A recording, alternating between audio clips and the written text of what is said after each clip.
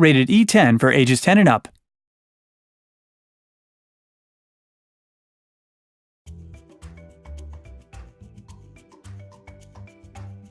You know, there's really not been an adventure platform game like this in a long time.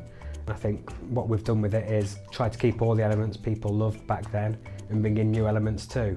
So in Yooka Laylee we've made sure that there's a whole set of player choice so that people can play the game really the way they want to play it.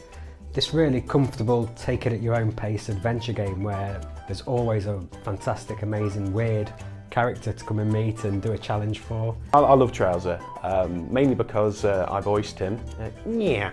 I saw his conception on Gav's post-it note with his little fez. Steve Mail's evolved the character into what he is now, but there's just a certain brilliance behind him. Okay, so one of the more interesting and unusual looking characters, and we've got plenty of those, in Yooka Laylee is Vendy. So she's like a kind of a living vending machine. And she actually controls one of the more important systems of the game, the platonics.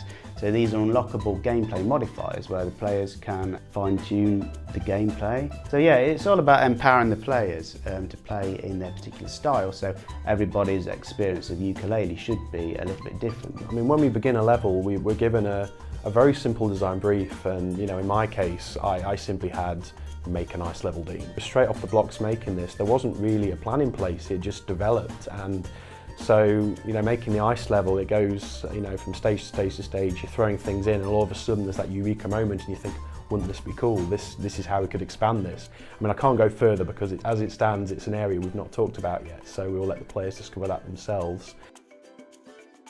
Because in the 90s the hardware was weaker, you couldn't do so much on the screen, so we used the music a lot more to kind of create the atmosphere, while now you get a lot of situations where it's trying to really put the player in the moment.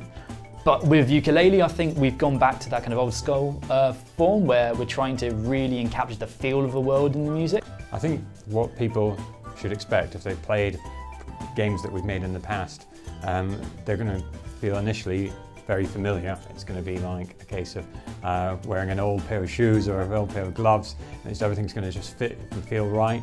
That's what we've seen when people have picked it up so far and they've gone, hey, I've pressed this button and it did exactly what I expected it to do, and that's kind of something that we look to try and do, is make sure that we didn't try and do anything that was completely unexpected, but we've also improved in certain areas where we thought things could be enhanced and improved and made kind of more up to date.